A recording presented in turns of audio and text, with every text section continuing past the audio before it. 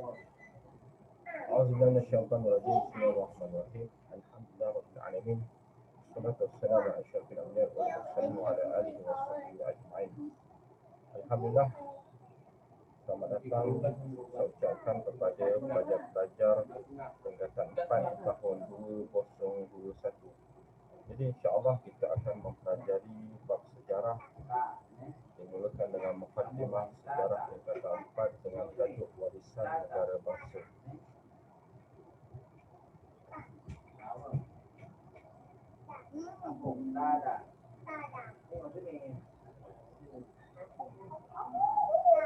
Untuk pengetahuan semua, negara kita Malaysia adalah merupakan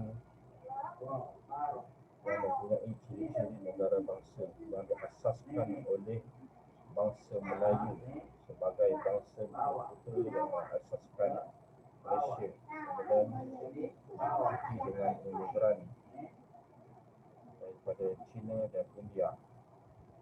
Jadi insya-Allah kita akan mempelajari sejarah awal kerajaan Malaysia.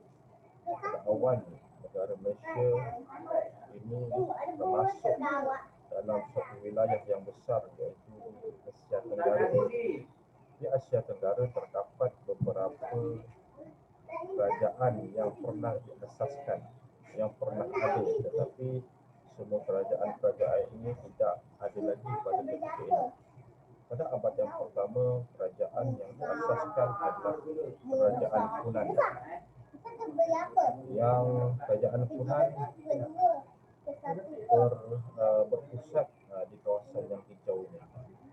Kemudian apabila kerajaan Funan jatuh, maka bangkit pula kerajaan Champa yang menguasai kawasan Nusantara Melayu dan berpusat di kawasan yang berwarna merah ini, iaitu di Kemboja dan Vietnam.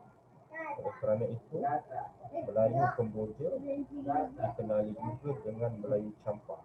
Kemudian apabila kerajaan Champa jatuh, kemudian bangkit pula kerajaan Sriwijaya yang berpusat wilayah penguasaannya di kawasan yang bertanda kuning ini, Sriwijaya.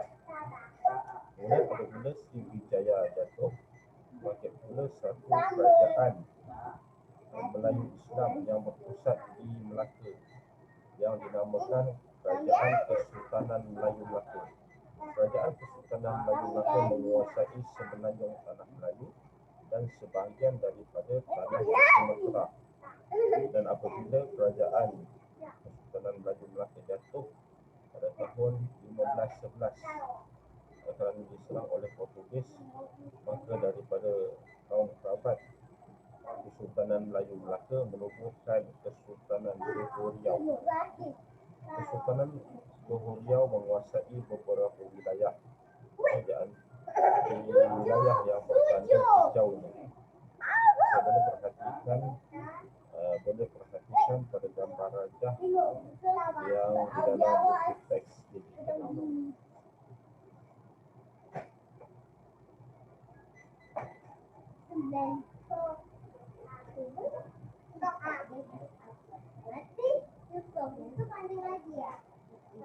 Kalau kita lihat negara kita Malaysia, dia terdiri daripada 14 buah negeri di semenanjung tanah Melayu dan 2 negeri iaitu di Borneo, iaitu Sabah dan Sarawak.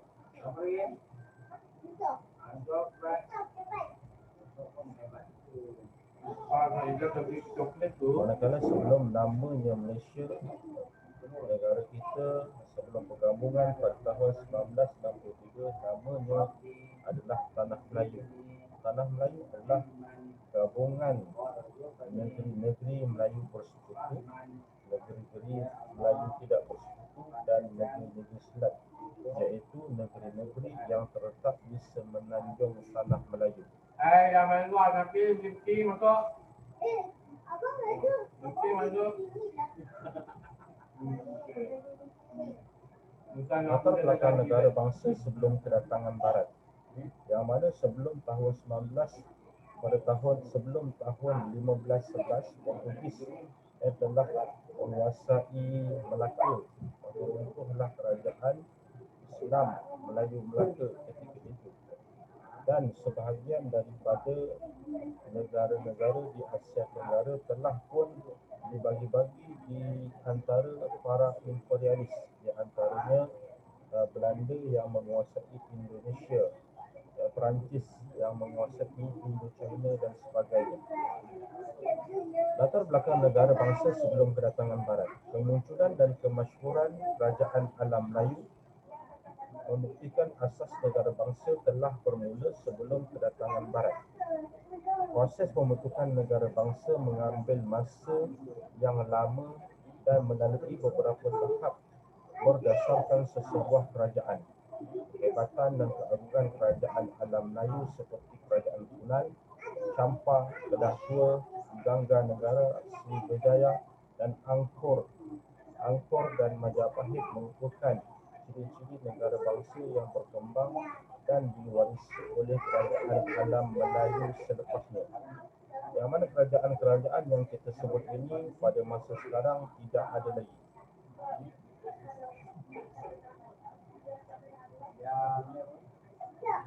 Bahkan kerajaan-kerajaan Melayu di Nusantara ini lebih awal maju, lebih awal kamalunnya daripada kerajaan-kerajaan di Barat.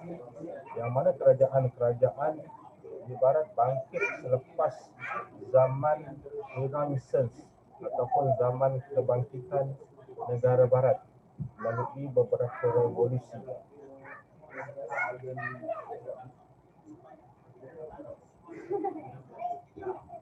Dan sebelum itu, kedatangan Barat sebelum mencapai zaman kebangkitan, zaman revolusi perindustrian dan sebagainya, orang Barat ketika itu berada di dalam zaman kegelapan ataupun kita sebut sebagai the Dark Ages. Setelah mereka berpecah, ketika mana mereka telah kalah di dalam perang salib, berlaku perebutan kuasa di dalam negara-negara di Barat.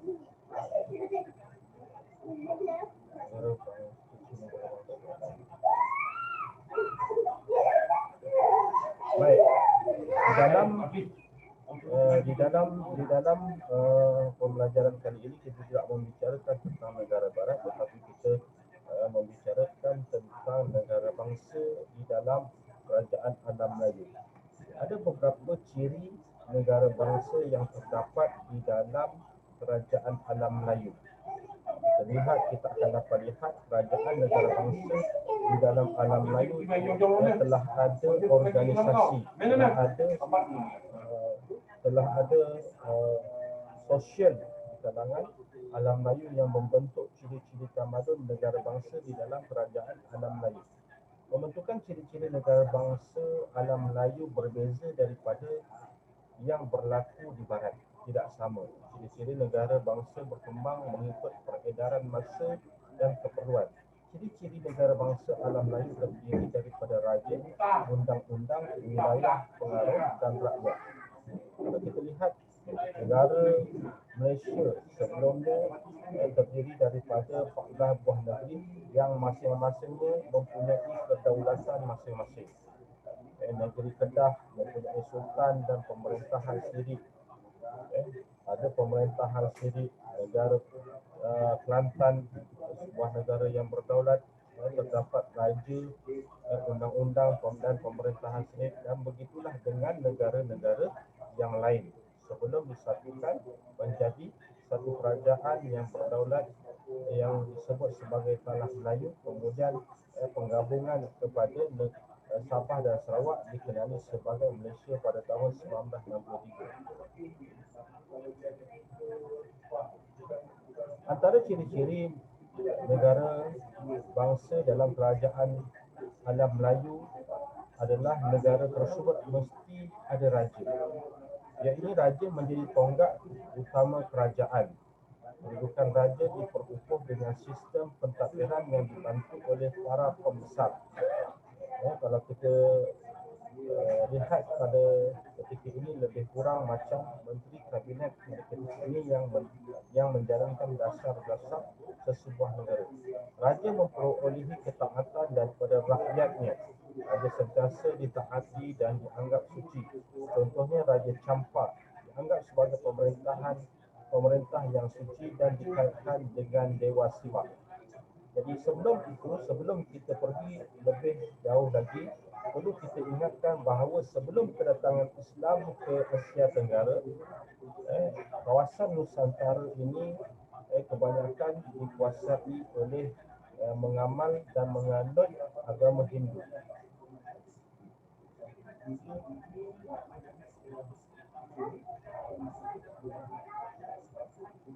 Kemudian ciri-ciri yang kedua, ciri-ciri yang terdapat dalam negara bangsa kerajaan alam Melayu adalah sesebuah negara tersebut mempunyai undang-undang negara tersebut itu sendiri.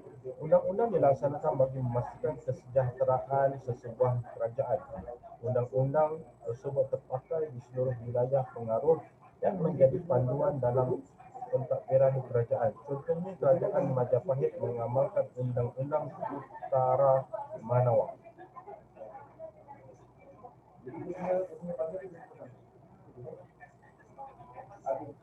Jadi undang-undang di antara kerajaan-kerajaan tersebut adalah berbeza di antara satu sama lain. Kerajaan Majapahit dengan undang-undangnya, kerajaan Champa dengan undang-undangnya, kerajaan Funan dengan undang-undangnya, kerajaan Kesultanan Melayu Melaka yang ketika itu merupakan kerajaan Islam awal di Asia Tenggara telah dipengaruhi dengan undang-undang Islam dengan undang-undangnya sendiri, dan begitulah dengan kerajaan-kerajaan yang lain yang terdapat di Asia Tenggara. Dan yang kedua, bagi membezakan di antara kerajaan wilayah-wilayah mereka, terdapat ciri-ciri yang ketiga, iaitu wilayah pengaruh. Wilayah pengaruh merujuk kepada wilayah pengaruh merupakan kawasan yang rakyatnya menerima dan memperakui pemerintahan seseorang raja. Contohnya, kerajaan Funan mempunyai wilayah pengaruh yang luas daripada Sungai Mekong. Sungai Mekong terletak di Kemboja dan di Vietnam. Teluk Cham Ran, selatan Myanmar, dan Segenting Ra, iaitu di kawasan hampir dengan Thailand ketika ini.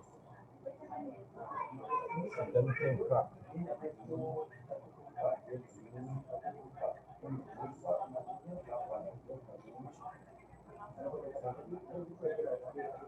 Rakyat-rakyat sebuah negara meletakkan ketaatan kepada pemerintahnya, dan hasil ketaatan tersebut, maka pemerintah wajib melindungi rakyat daripada ancaman lanun, ancaman perompak dan sebagainya.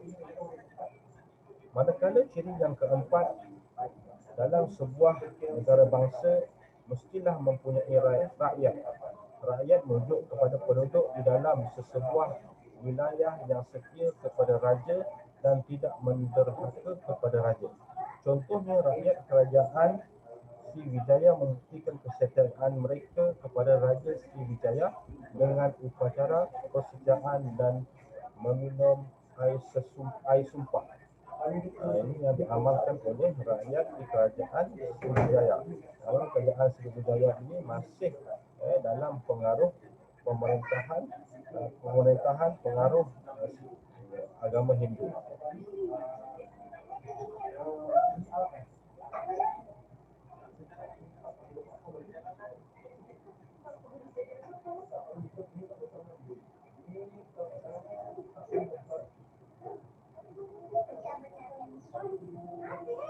Baik, kita melihat kerajaan Sriwijaya. Kerajaan Sriwijaya di kawasan yang bertanda kuning ya. Kawasan manakala Empayan Melaka di kawasan yang bertanda merah ini. Kerajaan Sriwijaya wujud awal daripada kerajaan Empayan Melaka.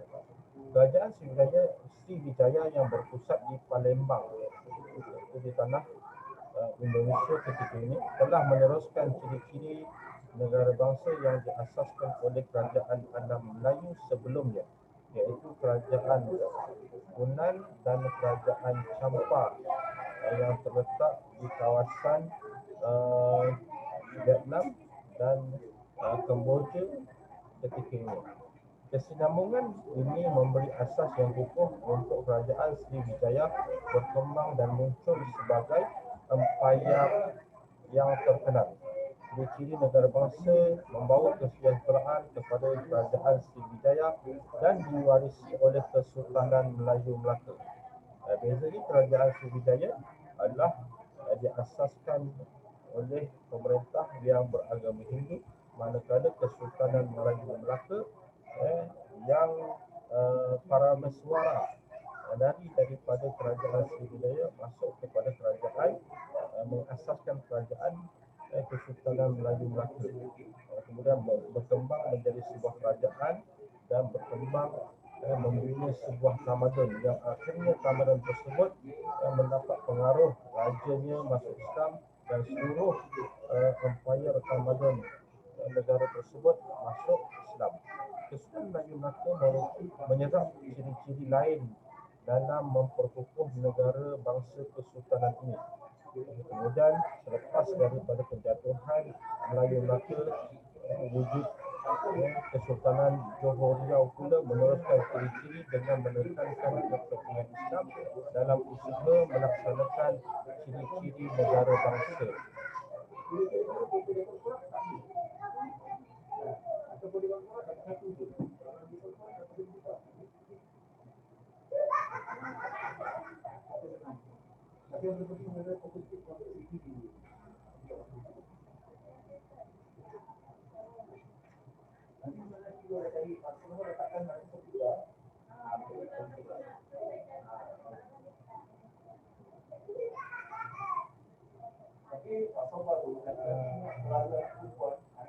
Baik, kita melihat pula ciri-ciri negara bangsa Kesultanan Melayu Melaka. Kerana Kesultanan Melayu Melaka yang akan mengasaskan tanah air kita iaitu Malaysia yang sebelumnya disebut sebagai tanah Melayu. Ciri-ciri negara bangsa yang diwarisi oleh Kesultanan Melayu Melaka memberikan gambaran jelas tentang kepentingan, pembinaan dan perkembangan sesebuah negara bangsa. Kesultanan Melayu Melaka mempunyai sistem pentadbiran, peraturan, masyarakat yang tersusun dan corak politiknya yang tersendiri untuk membentuk negara bangsa. Ciri-ciri negara bangsa tersebut adalah kerajaan rakyat, kedaulatan, wilayah pengaruh, undang-undang dan lambang kebesaran. Ciri-ciri ini menggambarkan pembentukan negara bangsa yang kukuh pada zaman Kesultanan Melayu Melaka. Tunggu sana lah. Tunggu sana dulu.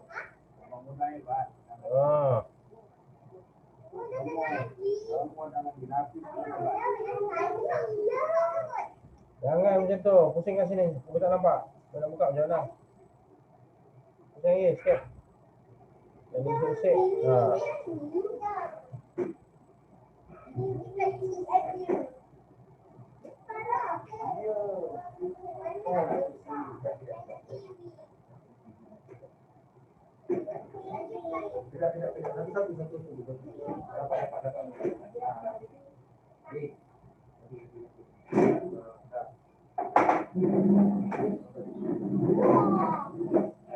Okey, tunggu kejap. Dia tutup ni. Kejap. Jadi insyaAllah sampai sini saja pertemuan kita pada Mudah-mudahan kita mendapat kefahaman dari